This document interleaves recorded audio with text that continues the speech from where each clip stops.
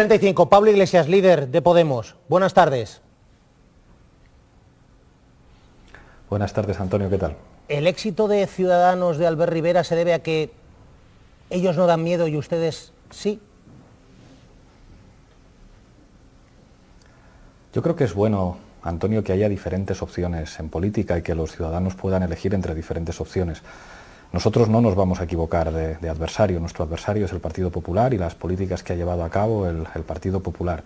En cualquier caso, yo creo que en política es muy difícil satisfacer a todo el mundo. Es muy difícil satisfacer a los que han protagonizado las políticas que nos han traído hasta este desastre y a las víctimas de la crisis.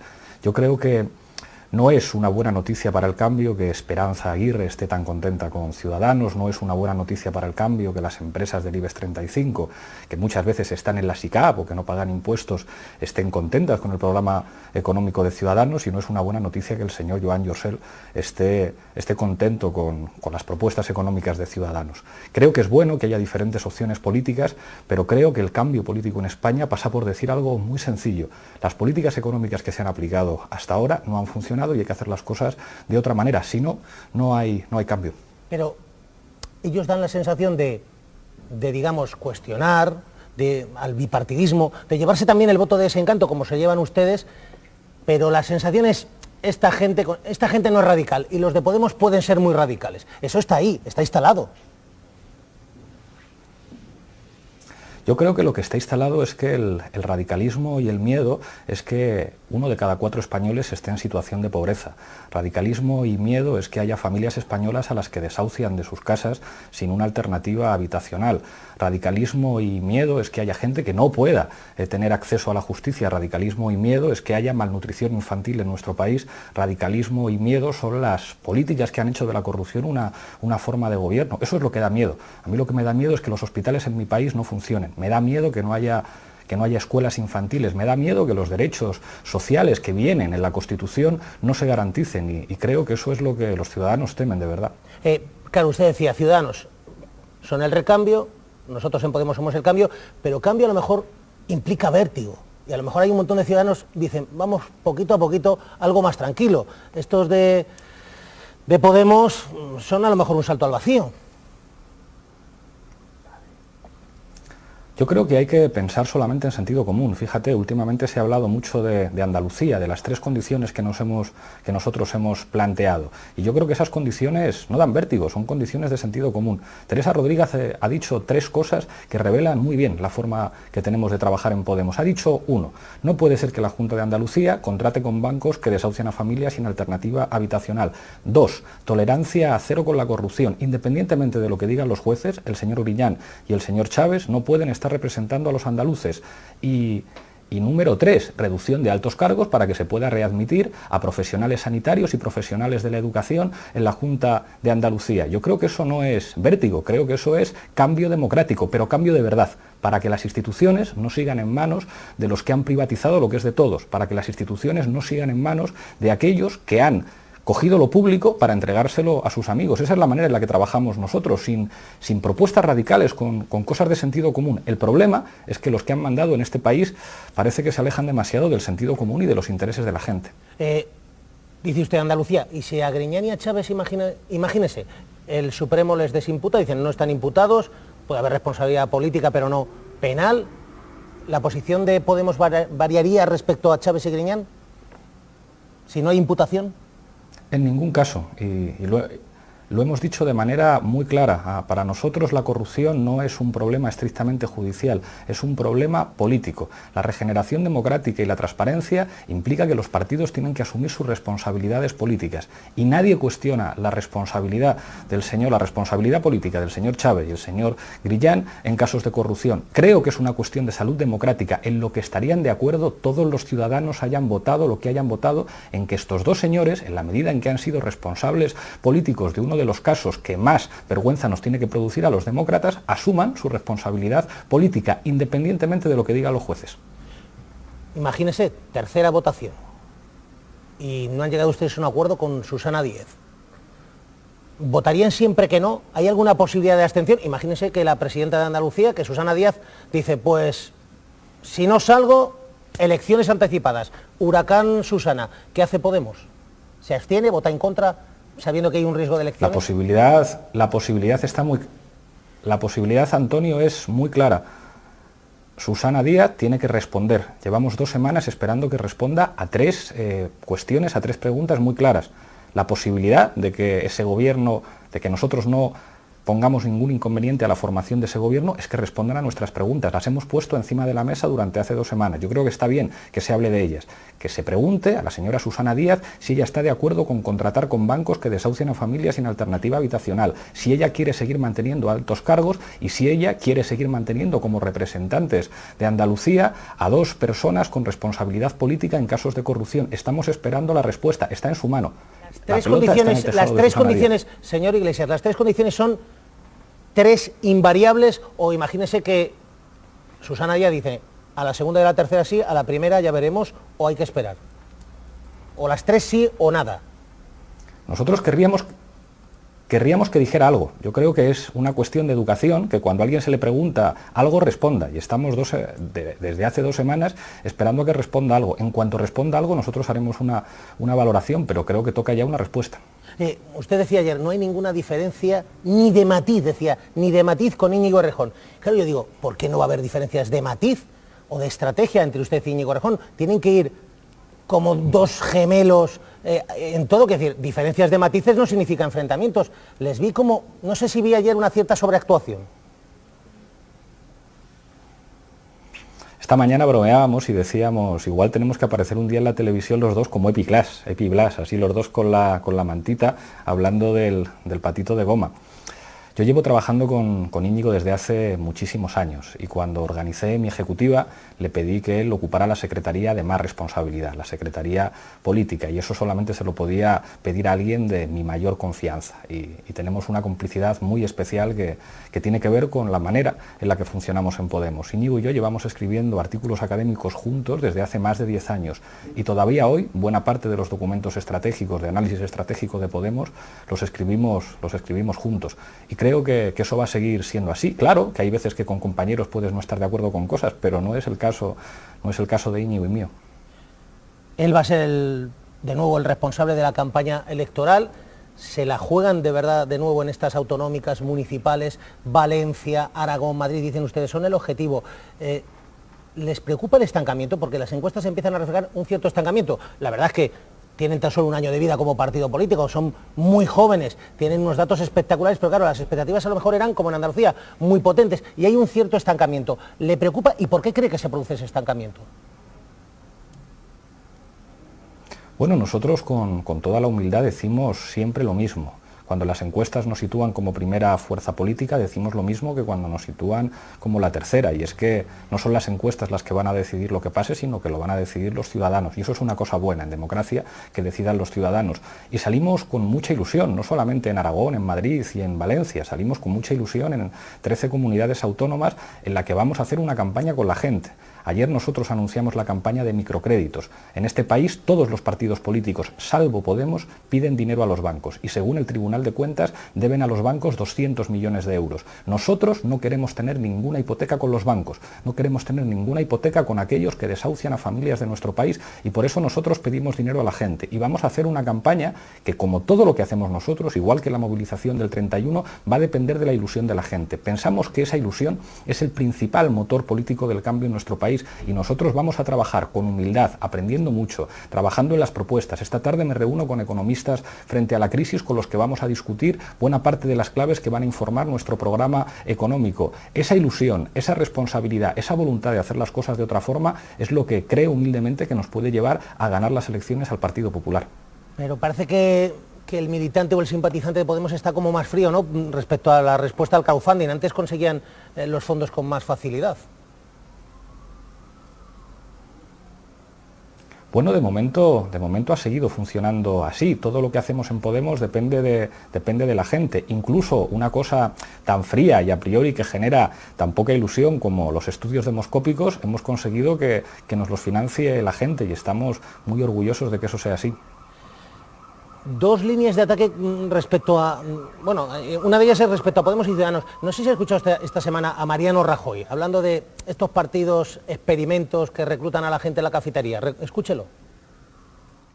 Y tampoco apostar por aventuras desconocidas que pueden generar inseguridad, inestabilidad y poner en peligro una recuperación que ya está en marcha. Amigas y amigos, la falta de experiencia no es un valor positivo en ningún ámbito de la vida y mucho menos cuando se está hablando de los intereses de 46 millones de personas. Nuestra historia tiene más de 24 horas.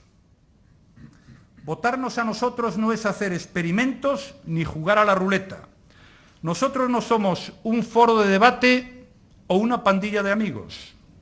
Ni nos nutrimos de los que cambian de sigla a cada momento, ni tenemos que andar buscando candidatos por cafeterías. Pandilla de amigos, experimentos... Bueno, no sé si usted ha reclutado a alguien en una cafetería de la facultad. Se le nota nervioso al señor Mariano Rajoy. Winter is coming para el Partido Popular. Yo creo que algunos reclutan a sus candidatos entre tesoreros imputados y otros confiamos en los ciudadanos. Nosotros estamos encantados de tener candidatos que son profesionales, que no llevan 20 años ocupando un sillón. Estamos encantados de tener a alguien como Pablo Echenique, que es investigador del CSIC, a alguien como José Manuel López, que es un ingeniero agrónomo y que ha trabajado para Cáritas, tener a alguien como Antonio Montiel, que es un trabajador público con experiencia en la gestión y un profesor universitario, a Noemí Santana en Canarias, que es licenciada en Dirección y Administración de Empresas. Estamos orgullosos de que los candidatos de Podemos son ciudadanos, son profesionales, son gente que se ha puesto a hacer política, porque la política es demasiado importante como para dejar que te la hagan los Bárcenas, los Granados, los Aguirres, los que nos han llevado al desastre, y nosotros estamos orgullosos de contar con los mejores, y la verdad es que veo al señor Rajoy muy preocupado. Decía usted, winter is coming. No sé si siente usted un Stark frente a los Lannister, pero vamos, Lannister, Esperanza Aguirre, fíjese, dice cosas muy duras. Dice que si ustedes ganan, que nos olvidemos de la democracia tal y como la conocemos. Escuche. Y estamos en una situación de peligro. Como sea Podemos primera fuerza, se acabó la democracia occidental tal y como la conocemos. Habrá democracia y habrá votación, pero ya no será libre. ¿No cree usted que ese mensaje ha calado de alguna manera, al menos en un sector de los ciudadanos? Yo creo que hay que diferenciar los mensajes de los hechos. Los hechos son 200 contratos de la Gürtel. Los hechos son uno de sus hombres, el señor Granados, en la cárcel. Los hechos son que otro de sus hombres está investigado por los casos del ático y todos hemos escuchado esas grabaciones tan edificantes con la policía. Esos son hechos, eso no son mensajes demagógicos de campaña. Y yo creo que sería sano para la democracia que cuando los candidatos hablen de política, sin insultar a nadie, sin presentar panoramas apocalípticos. Creo que es vergonzoso que alguien que de alguna manera representa la corrupción y representa buena parte de las políticas que nos han llevado al desastre, digamos que insulte a los ciudadanos presentando ese tipo de escenarios. Nosotros frente a la demagogia presentamos hechos y los hechos dibujan un Partido Popular como el partido de la corrupción y la ineficacia económica. Los hechos también son que a lo mejor ustedes no son lo suficientemente contundentes, rotundos respecto, por ejemplo, al gobierno, al régimen de Nicolás Maduro, y que eso también ayuda a mandar el mensaje a Esperanza Aguirre. ¿Por qué a ustedes les cuesta tanto distanciarse, ser muy rotundos respecto a algunas gestiones, algunas prácticas del régimen de Maduro que son impresentables? Nosotros somos absolutamente contundentes y cuando ese gobierno hace algo mal, lo decimos. Yo dije, me parece mal, me parece fatal que se detenga a un alcalde con toda la contundencia, defensa de los derechos humanos, y cuando alguien hace algo mal hay que decirlo y nosotros lo decimos. Los que no son contundentes son los que venden material antidisturbios a ese gobierno, los que han hecho contratos militares. Nosotros tenemos responsabilidad de Estado y esa responsabilidad de Estado la vamos a mantener, pero nadie nos va a pillar en ambigüedades. Cuando se producen violaciones de los derechos humanos o cuando se producen situaciones que no nos gustan como demócratas, claro que las vamos a condenar. Eso sí, los que tendrán que aclarar sus contradicciones son aquellos que están encantados de hacer negocios con el gobierno de Venezuela, de venderles material militar y material antidisturbios y después llorar lágrimas de cocodrilo. Nosotros no somos así. Pero usted, por ejemplo, si fuera expresidente del gobierno, fíjese qué hipótesis ciencia ficción o política ficción le estoy planteando. Imagínese que es presidente y le dicen declaración de Panamá, Felipe González, Aznar, un montón de expresidentes y primeros ministros firmando diciendo no puede seguir así Venezuela. ¿Usted la habría firmado? ¿La estaría firmando? ¿Sabe que se ha producido en las últimas horas? Es verdad que José María Aznar y Felipe González están últimamente de acuerdo en muchas cosas y también están de acuerdo en estar en los consejos de administración y de acuerdo en que tiene que haber un gobierno de gran coalición en España y de acuerdo en casi todo. Si esa resolución, si yo soy presidente del gobierno y hay una resolución cuyo texto es correcto y es un texto que defiende los intereses de España, que defiende la democracia y los derechos humanos, por supuesto que lo firmaré. ¿Estaría usted dispuesto a firmarlo? Si el texto tiene un contenido que defienda los intereses de España, que defienda los derechos humanos, que diga cosas razonables, claro que lo firmaremos. Zapatero diría a su partido, ¿veis? Son socialdemócratas. ¿Son ustedes socialdemócratas? Yo creo que la socialdemocracia trajo cosas buenas que tenían que ver con el estado de bienestar, que tenían que ver con el derecho de los niños a tener una escuela pública, con el derecho a los ancianos a tener una protección social, con que existieran instituciones de protección social. Y yo creo que eso es bueno independientemente de las etiquetas ideológicas. Fue bueno que en Europa durante mucho tiempo hubiera consensos entre sectores de la socialdemocracia y sectores de la democracia cristiana que dijeran la democracia no puede existir sin derechos sociales. Nosotros tenemos la impresión de habernos quedado solos en la defensa de los derechos sociales. Los que han defendido aplicar políticas de austericidio en los últimos años no solamente han demostrado su distancia respecto a una de las bases fundamentales de la democracia, que son los derechos sociales, sino su profunda ineficiencia. Los socialdemócratas que dejaron de serlo, como el señor Tony Blair o el señor Gerhard Schröder en Alemania, lo mismo que sus pares españoles, yo creo que se alejaron de algo que es fundamental, que es la defensa de la soberanía, de los derechos sociales y de la democracia asociada al bienestar social, y nosotros estamos ahí independientemente de etiquetas ideológicas. Tres preguntas muy rápidas. Hay quien dice, tanto Podemos como Ciudadanos viven muy bien en el territorio de la indefinición, eso les favorece, pero claro, ese tiempo empieza a acabarse y tienen ustedes que concretar. Ciudadanos lo ha empezado a hacer, con polémica. Le pido casi respuestas en titulares. ¿AVE sí o AVE no? Yo creo que necesitamos una red de transporte que sea accesible para todos los ciudadanos. Me gusta que haya AVEs, pero no me gusta que buena parte de los ciudadanos no se puedan permitir subirse a un AVE. ¿Austeridad es patriotismo? Patriotismo es defender a la gente, y las políticas de austericidio no han servido para defender a la gente.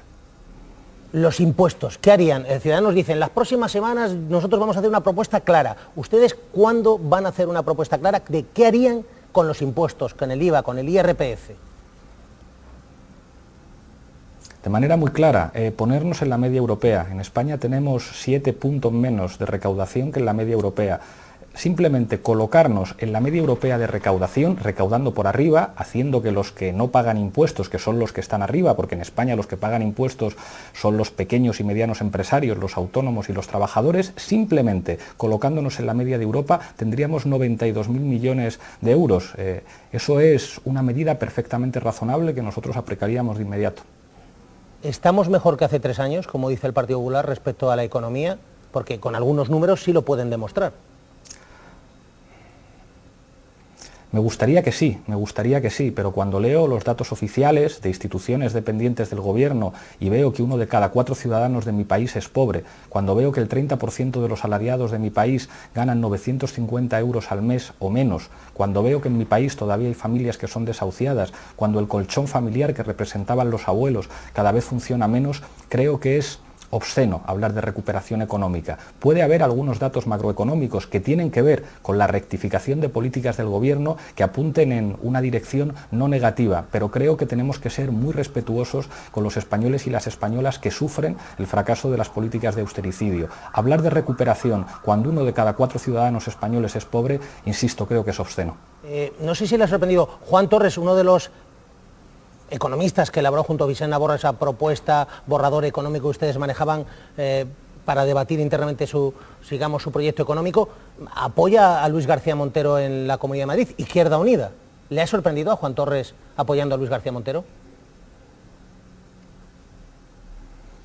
Nosotros pedimos ayuda a Juan Torres porque es un gran economista, no le pedimos el carnet, no le preguntamos qué es lo que había votado en el pasado y qué es lo que iba a votar. Le preguntamos, Juan, ¿tú puedes ayudarnos a hacer un plan económico para gobernar porque eres un gran economista? Y dijo, sí, yo os puedo ayudar. Después que el señor Juan Torres elija sus opciones políticas nos parece saludable y creo que es algo que demuestra que Podemos no es un partido que trabaje con expertos pidiéndoles a esos expertos que cojan un carné o que se conviertan en defensores de una identidad o de unas siglas. Nosotros trabajamos con los mejores, tengan los mejores las preferencias que tengan. Cayo Lara, ayer estuvo con nosotros aquí en Al Rojo Vivo y dice que es que Podemos no nos quiere, si es que le está Alberto Garzón tendiendo la mano permanentemente y no nos quiere. Y luego, ¿qué va a pasar después de las elecciones?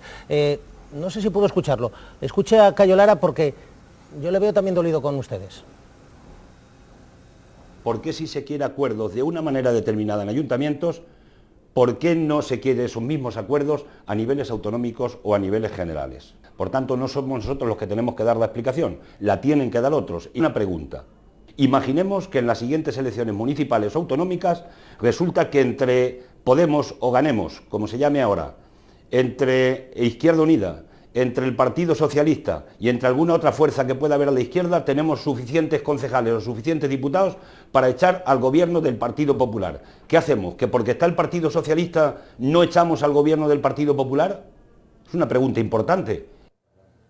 Se la traslado, la pregunta de Cayo Lara, señor Iglesias, ¿qué harían ustedes en ese caso? Nosotros tenemos un enorme respeto por todas las fuerzas políticas, pero ya hemos dicho que para nosotros la clave del cambio no es pedirle carnés a los ciudadanos y nosotros no hablamos de pactos. El único pacto que tenemos nosotros es con la ciudadanía. Después de que los ciudadanos voten en torno a programas, en torno a medidas de sentido común, en torno a medidas que defiendan a la gente, nosotros no tendremos ningún problema en entendernos con todo el mundo. Eso sí, los que han estado a favor de las políticas de recortes, los que han estado a favor de las políticas que nos han traído al desastre, tendrán que dar un giro de 180 grados, pero nosotros queremos que los ciudadanos voten y nosotros queremos cambio político. Los que entienden que la política es un mercado persa, lo van a tener difícil para entenderse con nosotros. Dos cosas más muy rápidas. Son imágenes que nos acaban de llegar hace tan solo unos minutos. Las desvela el diario La Información en Alicante. Asamblea, no sé si conoce lo que ha ocurrido allí. Asamblea de Podemos en Alicante, bronca monumental, insultos, descalificación. Escuche, a ver si puede entender algo. Vamos a ver. No puedo preguntar, o hablo de país, ¿queréis que hablemos de mañana? Pues para los de Izquierda Unida, que se vayan a meter mierda a su partido. ¿Qué os parece? No, vamos a ver, esto es Podemos, señores. Tenéis Guayé, Maracán en común, tenéis a una segunda candidata corrupta, es decir, esto es Podemos, no vengáis aquí a meter mierda y a autodestruir o a destruir el partido. Eso es lo primero. Bueno, ¿cómo que fuera? Esta mera reunión simplemente es ilegal. Esta reunión, sí señor, es totalmente ilegal. La asamblea aquí no está registrada por lo que está en el estatuto recogido. Hay un 20%. Bueno, gritos, enfrentamiento dicen entre críticos oficialistas. Hace unos días hubo una dimisión de 4 miembros de los responsables de Podemos en Alicante, gritos de castuza. Esto no es habitual en las asambleas, sí, es pasión política pero con un poquito más de cabreo. Bueno, cuando se dan estas situaciones yo creo que hay que asumir que la legalidad interna de nuestra organización cuenta con mecanismos para resolver estos conflictos y si llegado el caso tiene que actuar la Comisión de Garantías Autonómica en el País Valenciano, actuará. Señor Iglesias, tenemos también noticia, yo creo que además le afecta directamente, Beatriz Zamorano, noticia exclusiva de la periodista María Peral, Tribunal Supremo. El Tribunal Supremo, la acaba de publicar el Español de Pedro J. El Tribunal Supremo dice no hay delito en la actuación de Pablo Iglesias tras la denuncia del pseudo sindicato Manos Limpias. Sí, el Supremo no ve ningún tipo de delito, por eso ha pedido a la Sala de lo Penal que no habrá ningún proceso contra Pablo Iglesias por esos 10 supuestos delitos que le atribuye al pseudosindicato Manos Limpias, delitos, recordamos, contra los trabajadores, asociación ilícita, delitos fiscales. Dicen desde la Fiscalía del Supremo que esa querella de Manos Limpias del pseudosindicato es muy confusa, mezclan hechos con sospechas y opiniones, carecen de cualquier soporte probatorio, que el único soporte que tienen son unas declaraciones hechas por Enrique Riobó, el propietario de Canal 33, que las facturas que aportan no aparece la firma de Pablo Iglesias y que los documentos que muestran como pruebas ni siquiera dicen de dónde salen y no ven en ellos delito penal. Señor Iglesias, imagino que satisfecho, tranquilo, contento. Simplemente satisfecho de que la justicia actúe aquí como en cualquier otro caso. ¿Cree que este tipo de denuncias van a continuar respecto a ustedes o que la presencia de Ciudadanos va a hacer que la presión disminuya respecto a Podemos? No lo sé, pero yo confío en las autoridades judiciales de mi país e insisto, estaremos siempre satisfechos de que la justicia actúe. Pablo Iglesias, líder de Podemos, gracias por estar aquí en directo y dar la cara en Al Rojo Vivo. Un abrazo. Muchas gracias, Antonio. Una cosa más, señor Iglesias, que se me olvidaba. ¿Sabe que hay polémica, debate sobre el rescate, chapuza a las familias de los espeleólogos españoles? Están diciendo mal el gobierno marroquí, quizás acciones judiciales, mal el gobierno español. El Partido Socialista dice que va a llevar a cabo algún tipo de iniciativa. ¿La posición de Podemos respecto a este debate, esta polémica? Toda la solidaridad con las familias. Yo he seguido las informaciones y se me caía el alma a los pies al ver a un héroe cuidando a su compañero durante 5 días y ver la enorme ineficacia de las autoridades marroquíes y ojalá se puedan articular mecanismos para que nuestro gobierno, independientemente de su color político, cuente con mejores mecanismos de coordinación con autoridades de otros países cuando se trate de rescatar y de asistir a ciudadanos españoles. El pésame a las familias que han perdido a los suyos y toda mi solidaridad. Pablo Iglesias, gracias. Un placer estar.